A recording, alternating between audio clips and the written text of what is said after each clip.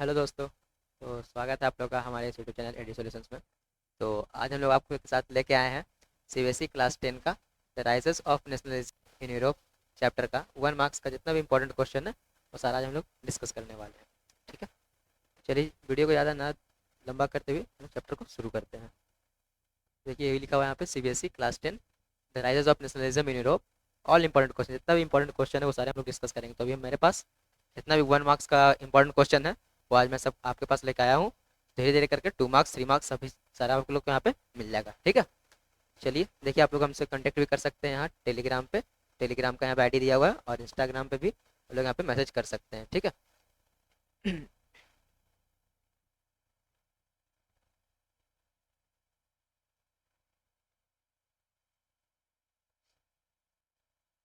चलिए देखिए हमारे पास एक क्वेश्चन नंबर 1 है। पूछ रहा है कि who was the Frederick Sorio. Frederick Sorio कौन था वो हम लोग से पूछ रहा है। तो फ्रेडरिक सोरियो कौन था? एक पेंटर था। ठीक है, फिर कह रहा है कि which of the following is true with reference to romanticism. Romanticism के बारे में यहाँ पे जो लिखा हुआ है वो कौन सा यहाँ पे सही है वो बताना है हम लोग को। तो concept of government by constant constant, तो ये था क्या। फिर कह रहा है freedom for the individual, cultural movement या फिर फ्रीडम ऑफ मार्केट्स। यहाँ पे concept of government by constant ये नहीं था, फ्रीडम ऑफ द इंडिविजुअल ये भी नहीं था, कल्चरल मूवमेंट हाँ ये था। हमारे रोमांटिज्म में क्या था, हमारा कल्चरल मूवमेंट के बारे में यहाँ पे बताया गया था। ठीक है, फ्रीडम ऑफ मार्केट्स ये भी हमारे यहाँ पे नहीं था रोमांटिज्म में। ठीक है, क्वेश्चन नंबर 3 की ओर बढ़ते हैं। इसमें कह रहा है कि what was the basic philosophy of the conservative. Basic philosophy क्या था कंजर्वेटिव का, हम लोग से वो पूछ रहा है। देखिए दे अपोज्ड मोनार्कियल फॉर्म, क्या ये अपोज्ड किया था मोनार्कियल फॉर्म को? कि they were the supporters of democracy, क्या ये सपोर्टर्स ऑफ डेमोक्रेसी का? या फिर they wanted to glorify folk art and vernacular language था? कि फिर they stress the importance of traditional and established institution and custom. तो यहाँ पे हमारा ऑप्शन नंबर डी हो जाएगा। वो क्या किया था? दे स्ट्रेस द इम्पोर्टेंस, वो स्ट्रेस किया था इंपॉर्टेंस को किसका? ट्रेडिशनल, और स्टेब्लिश किया था क्या? इंस्टीट्यूशन को और कस्टम्स को स्टेब्लिश किया था। ठीक है, ये तो हमारे पास क्वेश्चन नंबर 3। क्वेश्चन नंबर 4 है, यहाँ पे कहता है कि who was Count Cavour. Count Cavour कौन था वो पूछ रहा है। तो कोट कैवर कौन था? हमारा चीफ मिनिस्टर था इटली का, या रिवोल्यूशनरी था ग्रीक मैन का, या फिर कैथोलिक मिशनरी था, या फिर the chancellor of Germany, Germany का चांसलर था। तो क्या था? हमारा चीफ मिनिस्टर था इटली का। तो यहाँ पे ऑप्शन नंबर ए हमारा क्या हो जाएगा? करेक्ट हो जाएगा। ठीक है,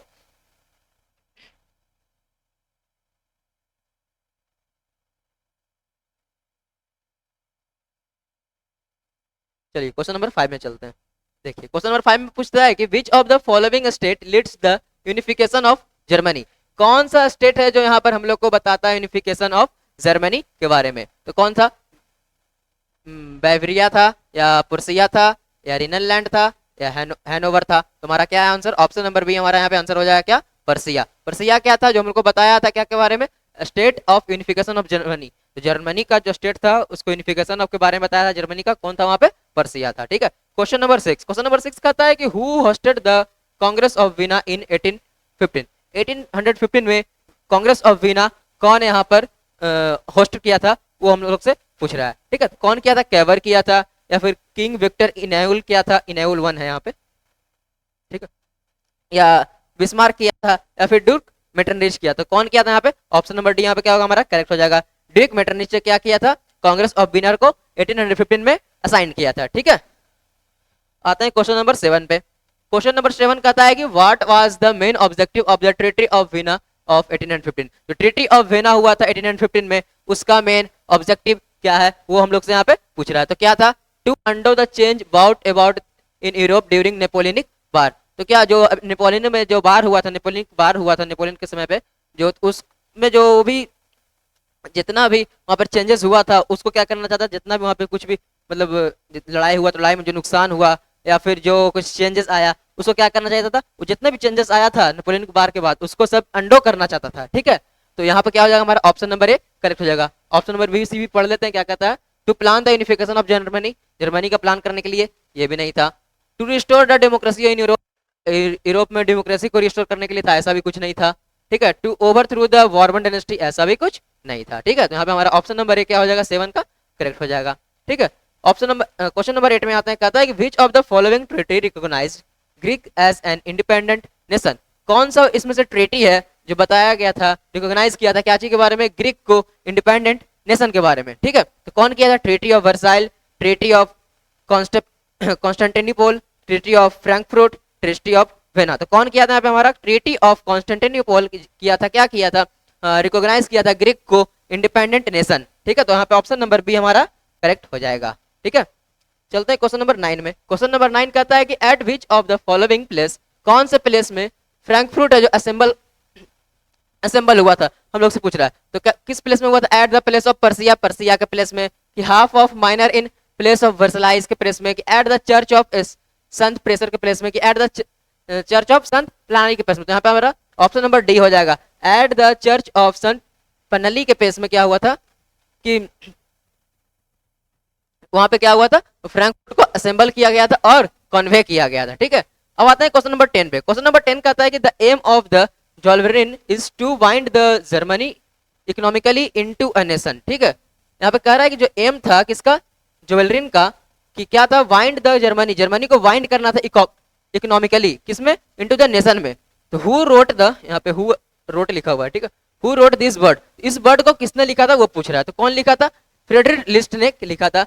प्रोफेसर ऑफ, फ्रेडरिक लिस्ट ने क्या किया था, लिखा था, जो कि क्या था, प्रोफेसर था इकोनॉमिक्स का at the university of Tubingen in Germany. Germany में एक यूनिवर्सिटी है, उसका कौन सा यूनिवर्सिटी, ट्यूबिजन यूनिवर्सिटी है, जहाँ का क्या है, प्रोफेसर था वो इकोनॉमिक्स का, वही क्या किया था, इसको लिखा था। उस प्रोफेसर का नाम क्या था, फ्रेडरिक रिच नाम था, ठीक है। क्वेश्चन नंबर 11, क्वेश्चन नंबर 11 में कहता है कि नेम द किंग, किंग का नाम बताना है, who has been restored the power after Vienna Congress, ठीक है। किंग का नाम बताना है, वाई द कंजर्वेटिव्स, ठीक है। किंग का नाम बताना, कौन किंग था जो कि रिस्टोर किया था वीना कांग्रेस का पावर को, ठीक है, कंजर्वेटिव के द्वारा जो वीना कांग्रेस का जो पावर था उसको रिस्टोर कौन किया था, हमसे वो पूछ रहा था। कौन किया था, हमारा वॉरवन किंग था, वही किया था, क्या, रिस्टोर किया था, ठीक है। क्वेश्चन नंबर 12 पे देखते हैं क्या कहता है। क्वेश्चन नंबर 12 में कह रहा है कि name the secret society, secret society का नाम बताना जो कि फाउंडेड, कौन फाउंड किया था, गुसेप्स मैजिन ने फाउंड किया था। सीक्रेट सोसाइटी का नाम बताना है जो कि फाउंड किया था, गुसेप मैजिन ने फाउंड किया था। उस सोसाइटी का क्या नाम था, Young Italy in Marseilles and Young Europe in Berne. Young Italy, Young Europe नाम था किसमें, ब्रेन में, और यंग इटली नाम था उस सोसाइटी का कहाँ, मार्सलिस में, ठीक है। क्वेश्चन नंबर 13 कहता है कि हमारे पास potatoes were not known to people in Asia, potatoes को कोई भी लोग एशिया में नहीं जानते थे, ठीक है। Europe till the discovery of which great Iceland, और फिर यूरोप है जो उस समय कौन सा आइसलैंड का डिस्कवरी किया था, तो आइसलैंड का नाम क्या था, हमारा आयरलैंड नाम था, ठीक है। क्वेश्चन नंबर 14, क्वेश्चन नंबर 14 कहता है कि what was the major objective of the Vienna Congress of 1815, क्या मेजर ऑब्जेक्टिव होगा वीना कांग्रेस ऑफ 1815 में, जो वीना कांग्रेस हुआ था उसमें क्या क्या बात रखा गया था, क्या क्या ऑब्जेक्टिव रखा गया था, वो यहाँ पर हमसे पूछ रहा है। तो क्या क्या रखा गया, objective of Vienna Congress was to undergoing most of the changes, जितना भी चेंजेस हुआ था वो बताया गया था कि that had come about in Europe during the Napoleonic war, जितना भी चेंजेस हुआ था नेपोलियनिक वार के समय में, तो उसको क्या किया जाए, उसको अंडो कर दिया जाए, उसको मतलब वो चेंज को हटा दिया जाए, जितना भी कुछ आया था, ठीक है, वही चीज रखा गया था वीना कांग्रेस ऑफ 1815 में, ठीक है। क्वेश्चन नंबर 15 कहता है कि what was the concept of modern state, क्या कॉन्सेप्ट था मॉडर्न स्टेट का, वो हमसे पूछ रहा है। तो centralised power exercise sovereign control over a clearly defined territory, यही था हमारा कॉन्सेप्ट था क्या का, मॉडर्न स्टेट का, ठीक है। क्वेश्चन नंबर 16 की ओर बढ़ते हैं। क्वेश्चन नंबर 16 में कहता है कि when was the custom union और जोल्वेरिन फाउंडेड, जोल्वेरिन और कस्टम यूनियन कब फाउंड किया गया था वो पूछ रहा था। 1834 में हमारा कस्टम यूनियन और जोल्वेरिन फाउंड हुआ था, ठीक है। ये क्वेश्चन नंबर 16 हो गया। क्वेश्चन नंबर 17 में कहता है कि अगेंस्ट हुम, किसके द्वारा the industrial worker artisan and peasants revolts in 1848 Europe, तो 1848 में जो यूरोप में जो रिवॉल्ट हुआ था, इंडस्ट्रियल वर्कर आर्टिसियन पीजेंट्स ये सब ने जो रिवॉल्ट किया था वो किसके खिलाफ किया था, तो किसके खिलाफ किया था, मोनार्की के खिलाफ किया था, वहां का मोनार्की के खिलाफ किया था, उन लोगों ने क्या किया था, रिवॉल्ट शुरू कर दिया था, ठीक है। क्वेश्चन नंबर 18 में कहता है who had hosted the meeting of representative, कौन होस्ट किया था मीटिंग को, रिप्रेजेंटेटिव का जो मीटिंग हो रहा था वहां पर उसको कौन होस्ट किया था, यूरोप में जो रिप्रेजेंटेटिव का मीटिंग हो रहा था पावर एट वीना इन 1815, जो वीना के लिए 1815 में ठीक है, यूरोप के पावर के लिए रिप्रेजेंटेटिव में जो मीटिंग हो रहा था उसको होस्ट कौन किया था? कौन किया था? The Austrian chancellor. ऑस्ट्रियन का जो चांसलर था वो क्या किया था? उसको होस्ट किया था। उस ऑस्ट्रेलियन चांसलर का नाम क्या था? तो ड्यूक मेटरनिच। ड्यूक मेटरनिच नाम का था ऑस्ट्रेलियन चांसलर, वही क्या किया था? इसको होस्ट किया था। ठीक है, क्वेश्चन नंबर 19। क्वेश्चन नंबर 19 में कहा था कि why and when Mazzini was sent to exile. भाई क्यों और कब मैजिन को भेजा गया था एग्जाइल में? तो Mazzini was sent to exile for attempting a revolution. वो क्या किया था कि रिवॉल्यूशन में शामिल हो गया था 1831 में। ठीक है, इसीलिए उसको क्या किया गया? उसको भेज दिया गया एग्जाइल में। ठीक है, तो ये हो गया हमारा क्वेश्चन नंबर 19 यहाँ पे। क्वेश्चन नंबर 20 कहता है कि name the Irish Catholic who revolt against the British domination. बताना है, नेम द इरिश कैथोलिक का नाम बताना है और कौन इस खिलाफ रिवॉल्ट किया था ब्रिटिश डोमेन के खिलाफ। तो उसका नाम क्या है? वोल्फटन। वोल्फटन है जो क्या था उसका तो वोल्फटन ही क्या था जो कि रिवॉल्ट किया था किसके खिलाफ? ब्रिटिश डोमिनेशन के खिलाफ क्या किया था? उसका रिवॉल्ट किया था, लड़ाई किया था। ठीक है, क्वेश्चन नंबर 21 में कहता है राइट एनी वन स्टेटमेंट। कोई एक स्टेटमेंट बताना है रिगार्डिंग द किसके रिगार्डिंग बताना है? तो डॉक्ट्रिन ऑफ लिबरल नेशनलिज्म के खिलाफ क्या बताना है? एक स्टेटमेंट बताना है। ठीक है, तो देखिए इसमें लिखा है इट स्टूड फॉर फ्रीडम। इसमें क्या हुआ था? फ्रीडम के स्टूड हुआ था किसके लिए? फ्रीडम के लिए। For individual, for equality of all before law and it emphasising government by constant. ठीक है, ये क्वेश्चन नंबर 21 था हमारा। क्वेश्चन नंबर 21 में कहता है कि who was the proclaimed the fix first king of Italy. इसको यहाँ प्रोक्लेम किया गया था इटली का फर्स्ट किंग को। ठीक है, इटली का जो फर्स्ट किंग था किसको बनाया गया था? प्रोक्लेम मतलब बनाया गया था, तो किसको? विक्टर इमैल टू का, विक्टर इनामल टू नाम का जो व्यक्ति था उसको क्या बनाया गया था? इटली का फर्स्ट किंग बनाया गया था। ठीक है, यहाँ पर 2 लिखा हुआ है, थोड़ा देखिएगा। क्वेश्चन नंबर 23 कहता है कि हु सेड, एक बार किसने कहा था? True German culture is to be discover among common people. ठीक है, जो ट्रू जर्मन कल्चर, जो जर्मन का जो कल्चर है, सभ्यता है, वो जो चलते आ रहा है वो जो डिस्कवर होना चाहिए और पूरे कॉमन पीपल मतलब पूरे जर्मन के पीपल में वो फैल जाना चाहिए था। ये वर्ड किसने कहा था? तो किसने कहा था? जॉन गॉटरीफाइड हेरड ने कहा था। क्या किसने कहा था? जॉन गॉफर्ड हेरड ने कहा था ये वर्ड। ठीक है, क्वेश्चन नंबर 24। क्वेश्चन नंबर 24 में कहता है कि who described the Italian revolutionary nation Mazzini as the most dangerous enemy of our social order. कह रहा है कि कौन यहाँ पे डिस्कवर किया था इटालियन रिवॉल्यूशनरी को? ठीक है, जो इटालियन में जो Italian revolutionary nationalism Mazzini as the most dangerous enemy of our social order. तो कौन किया था? ड्यूक मेटरनिच नाम का जो व्यक्ति था वही किया था। ठीक है, क्वेश्चन नंबर 24 में कहता है कि who was the Count Cavour. Count Cavour यहाँ पे कौन है वो पूछ रहा था? Chief minister of Italy. तो ये लगता ऑप्शन में आया था क्वेश्चन, अभी पिछले क्वेश्चन था। तो कैंट कवर कौन था? चीफ मिनिस्टर था इटली का। ठीक है, 26 में कहता है who was the guiding force for the unification of England in 1707। कौन यहाँ पे किया था गाइडिंग फोर्स को? ठीक है, जो फोर्स होता है आर्मी होता है उसको गाइडिंग कौन किया था? यूनिफिकेशन ऑफ इंग्लैंड का जब यूनिफिकेशन हो रहा था 1707 में, तो उस टाइम उसको गार्डिंग कौन किया था वहां का फोर्स को? तो कौन किया था? इंग्लिश पार्लियामेंट में उसको क्या किया था? उसको फोर्स किया गया था। ठीक है, गाइडिंग के लिए उसको क्या किया था? फोर्स किया गया था।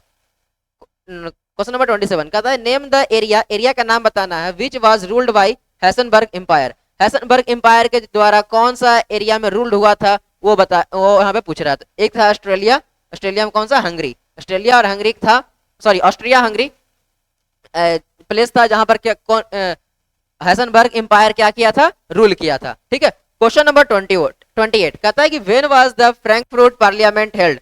फ्रैंकफर्ट पार्लियामेंट कब बना था वो पूछ रहा है। तो फ्रैंकफर्ट पार्लियामेंट कब बना था? 1848 में बना था। ठीक है, क्वेश्चन नंबर 28 कंप्लीट हुआ। क्वेश्चन नंबर 29 आता है हमारे पास। यहाँ पूछता है कि who were the architecture of the unification of Germany. कौन यहाँ पर आर्किटेक्चर है यूनिफिकेशन ऑफ जर्मनी के लिए? जर्मनी को मतलब बनाने के लिए यहाँ पे कौन आया था आदमी जो पूछ रहा था? पर्सियन चांसलर, जो पर्सिया का जो चांसलर था उसका नाम क्या था? Bismarck. And the Persian king, जो पर्सियन का जो बिग किंग था विलियम वन, यही क्या किया था? आर्किटेक्ट किया था क्या चीज को? Unification of Germany. जर्मनी का यूनिफिकेशन के लिए क्या किया था? ये आर्किटेक्ट किया था इसके लिए। ठीक है, क्वेश्चन नंबर 13 कहता है कि explain the concept of national state. Concept जो था नेशनल स्टेट का उसको यहाँ पे एक्सप्लेन करना है, पूछ रहा है। ठीक है, तो most of citizens develop a common identity. बहुत सारे यहाँ पे सिटीजन क्या किए, डेवलप कर लिए थे, कॉमन आइडेंटिटी डेवलप कर लिए थे। कॉमन आइडेंटिटी कहने का मतलब होता है कि जैसे कि तुम यहाँ काम कर रहे हो तो हम भी यहीं काम करेंगे।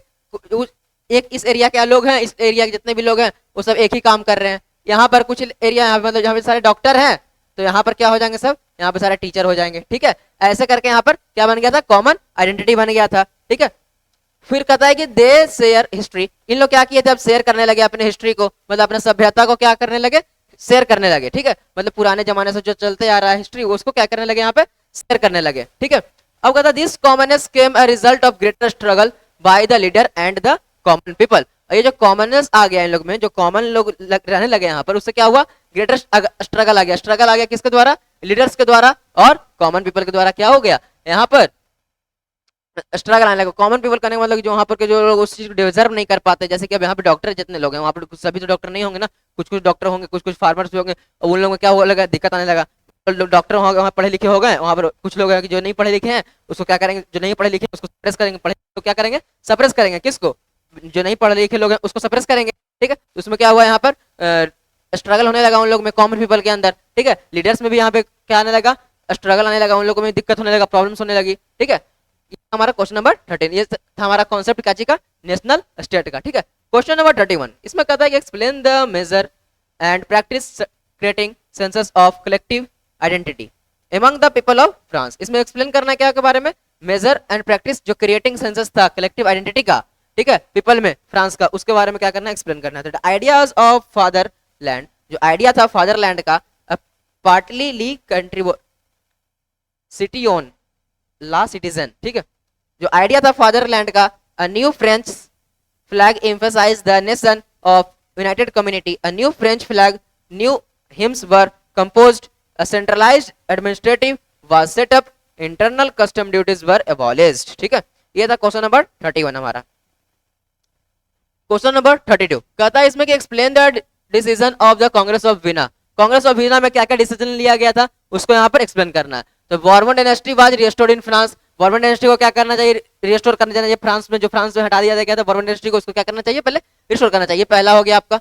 फिर a number of state were set on Bourbon boundaries of France, Persia was given important new territories. ठीक है, जो नंबर था स्टेट का उसको सेटअप कर देना चाहिए बाउंड्रीज पे, ये दूसरा है आपका। ठीक है, मतलब यहाँ पे जो एक्सप्लेन डिसीजन को बता रहे हैं, डिसीजन पहला डिसीजन ये था, दूसरा डिसीजन क्या है, number of states were set up, number होना चाहिए स्टेट का, उसको सेटअप करना चाहिए। ठीक है, बॉर्बन डायनेस्टी ऑफ फ्रांस, जो बॉर्बन डायनेस्टी था फ्रांस का, वो क्या हुआ, फ्रांस पर्सिया का was given important new territories, उसको इंपॉर्टेंट मिलना चाहिए किसके जैसा, न्यू टेरिटरीज के जैसा। ठीक है, फिर तीसरा क्या था, Austria got control of northern Italy, Austria को मिलना चाहिए कंट्रोल किसका, नॉर्दर्न इटली का। ऑस्ट्रिया क्या करेगा, नॉर्दर्न इटली पे पूरा कंट्रोल करेगा।